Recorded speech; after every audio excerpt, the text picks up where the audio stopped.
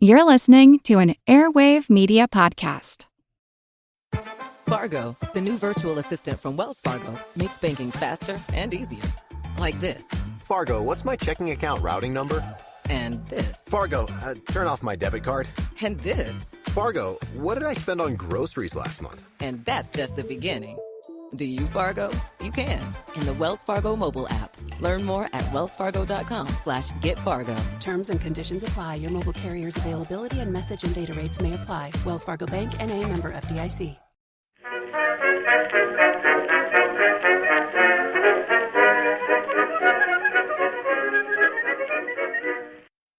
Hello everyone and welcome to History of the Second World War, Episode 20, The Third Reich, Part 6, the 1932 Presidential Election.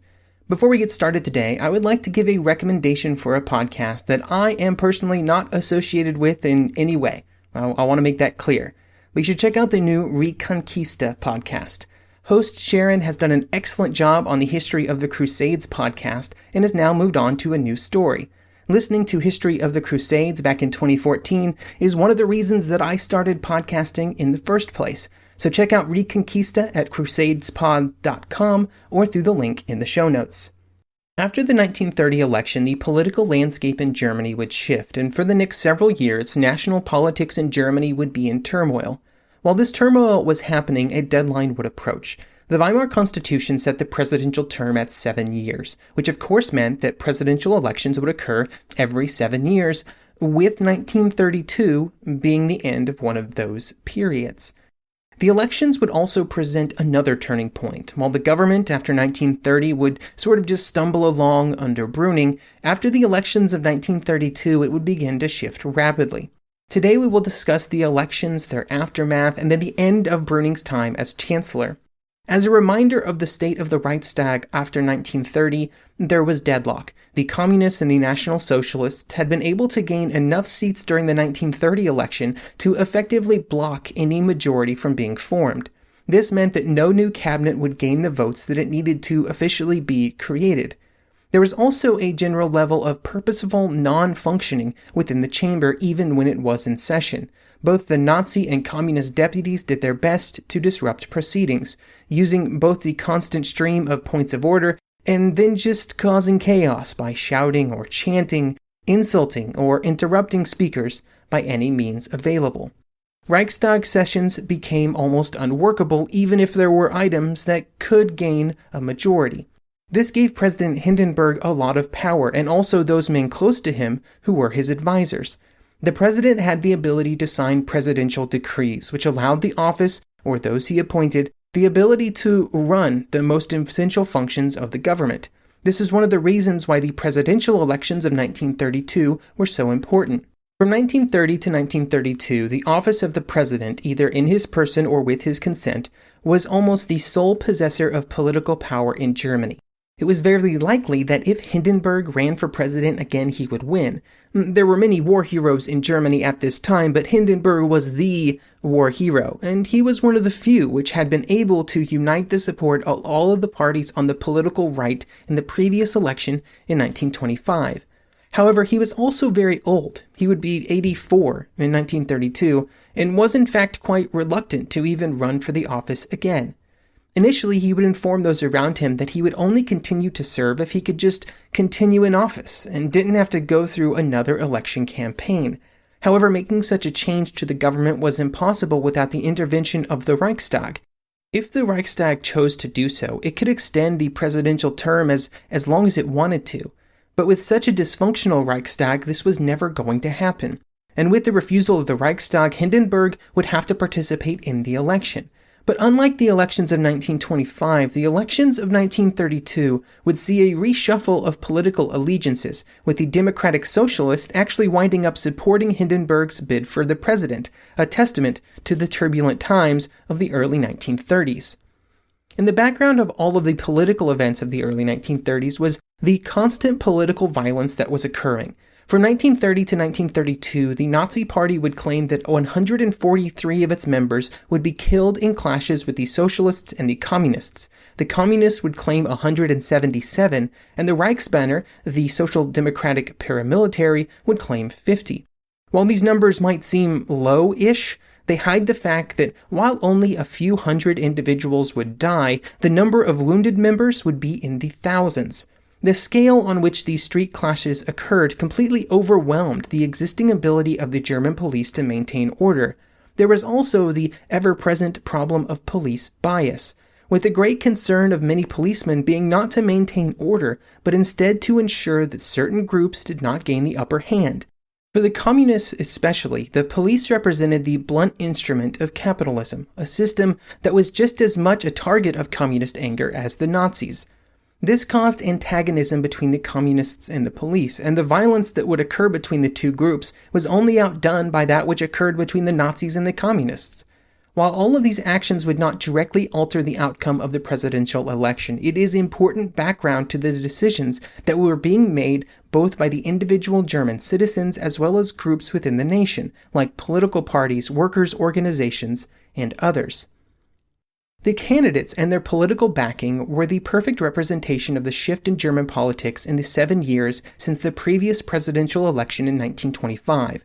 In the first round of voting in that year, there had been 7 major candidates, all supported by national political parties from across the political spectrum.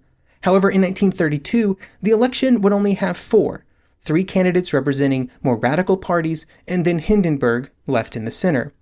On the left, you had the communist Ernst Thälmann, who had also ran in 1925. During that election, he had received just over 6% of the vote.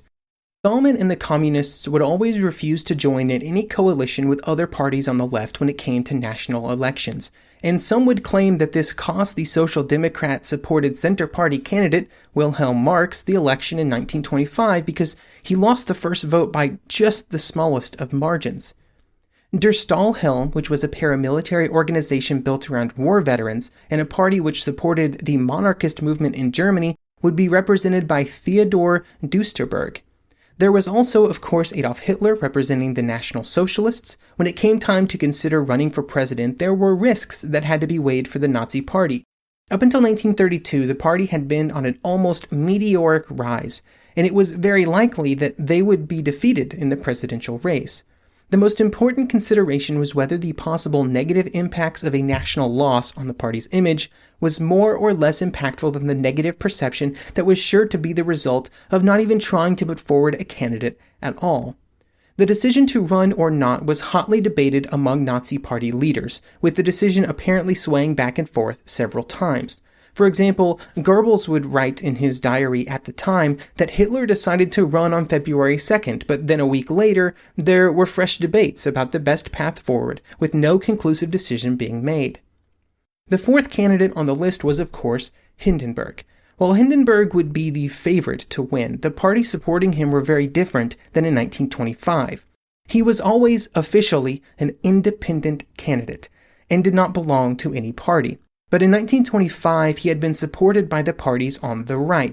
However, those parties, or whatever was left of them at this stage, did not provide any real base of support, and instead Hindenburg found support from whatever was left at this stage of the political center, which was the Center Party, some of the smaller, more moderate parties, and most surprisingly of all, the Social Democrats. The support of Hindenburg by the Social Democrats is perhaps the best example of how concerned many political leaders were about the growing strength of the Nazi Party and what might happen should Hitler be made president. The Social Democratic Party had strongly opposed Hindenburg as a candidate in 1925, and yet in 1932 they would join with other parties to make sure that he was victorious, due simply to the fact that he was seen as the least bad option. William Schreier would say in The Rise and Fall of the Third Reich that, quote, all the traditional loyalties of classes and parties were upset in the confusion and heat of the electoral battle. To Hindenburg, a Protestant, a Prussian, a conservative, and a monarchist, went the support of the socialists, the trade unions, the Catholics of Brüning's Center Party, and the remnants of the liberal, democratic, middle-class parties. To Hitler, a Catholic, an Austrian, a former tramp, a National Socialist, a leader of the lower middle classes, was rallied, in addition to his own followers, the support of the upper-class Protestants in the north and the conservative Junker agrarians and a number of monarchists, including, at the last minute, the former Crown Prince himself. End quote.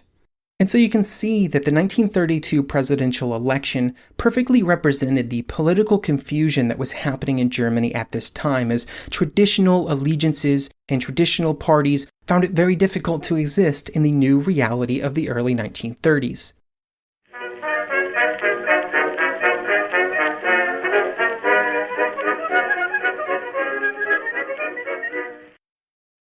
The regular season is heating up. New stars are emerging, and that means more opportunities to win up to 25 times your cash on Prize Picks, the most exciting way to play daily fantasy sports. Just select 2 or more players, pick more or less on their projection on a wide variety of stats, and place your entry. It's that easy. Let it fly to turn $10 into $250 with just a few taps. Easy gameplay, quick withdrawals, and injury insurance on your picks are what make Prize Picks the #1 daily fantasy sports app. Watch your favorite players and get paid doing it this basketball season. See your entries make progress during the game or make new entries for the second half and the fourth quarter. 3-pointers, assists, rebounds, and everything in between are yours for the taking. Join the Prize Picks community of more than 7 million players who have already signed up. Right now, Prize Picks will match your first deposit of up to $100. Just download the Prize Picks app and use code GET100. That's code GET100 on Prize Picks for a first deposit match of up to $100. Prize Picks. Pick more, pick less. It's that easy.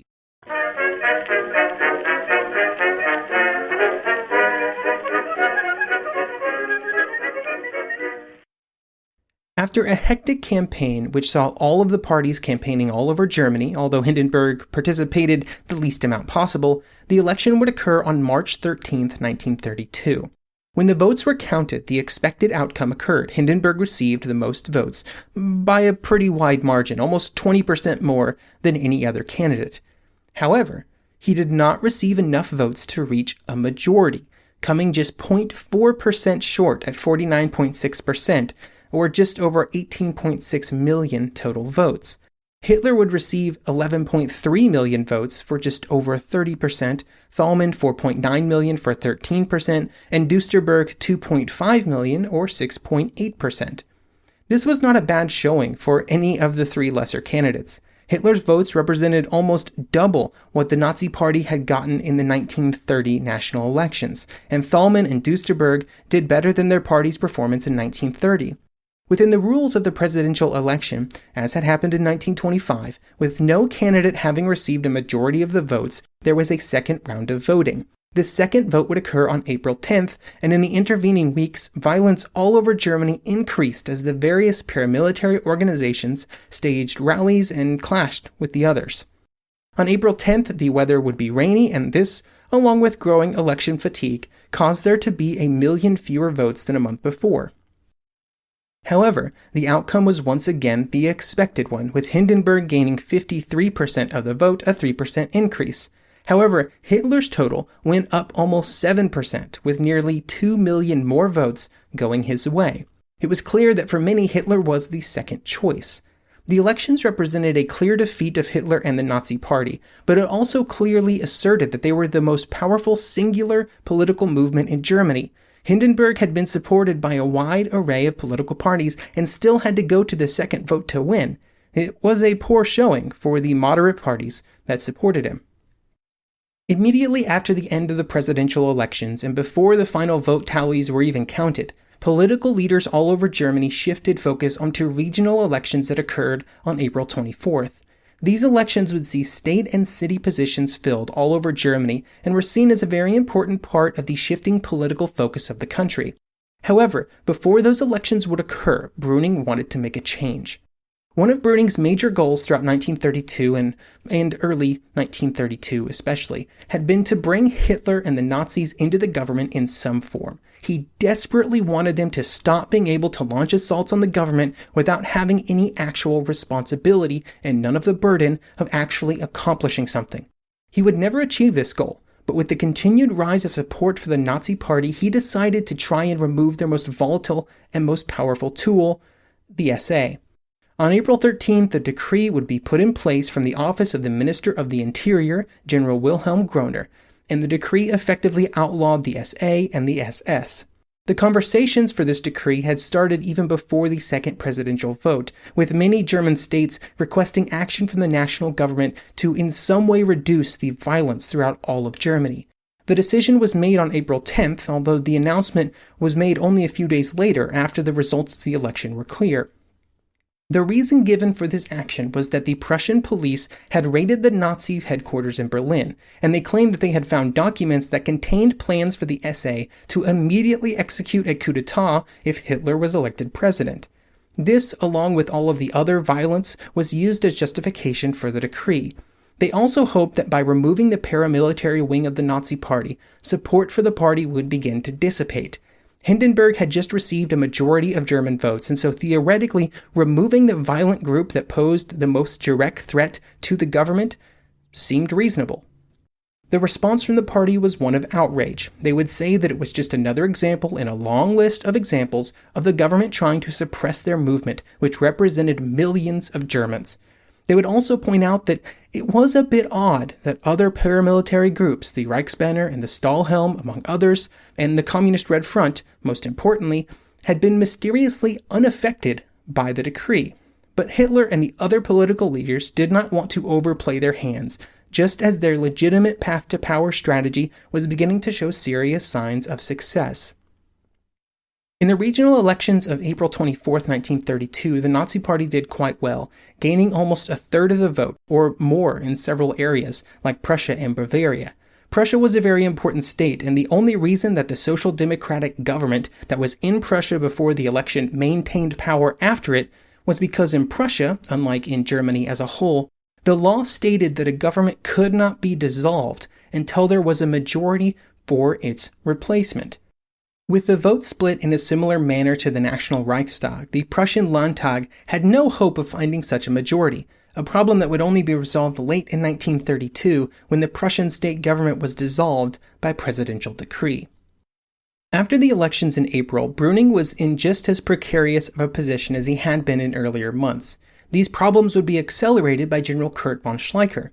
Schleicher is an important player in our story for the next few episodes. He had been a major behind-the-scenes influence on German politics during the early 1930s, and he was close with Groener and Hindenburg and many others, and exercised no small amount of influence on the president himself. He also firmly believed that it was critical to bring the Nazi Party into the government, and also not to put too many restrictions on their actions, because he saw the party as the most powerful tool for the right to use against the socialists and the communists. When the ban on the SA went into place, Schleicher felt that he had to act quickly, and that action would begin in mid-May. The Reichstag would meet on May 10th, and Groener would be confronted by the Nazi Reichstag deputies on his banning of the SA. The situation became very charged, with verbal abuse thrown at Groener, who eventually just got up and started to walk out of the Reichstag chamber. Schleicher would then inform him that he had lost the confidence of the army and should resign from his position as Minister of Defense. With Groener removed, Schleicher then targeted Brüning. Brüning only served at the pleasure of President Hindenburg. It was the president's power that kept him in position because, again, no Reichstag majority, and so Schleicher had to convince the president to remove him. This was relatively easy.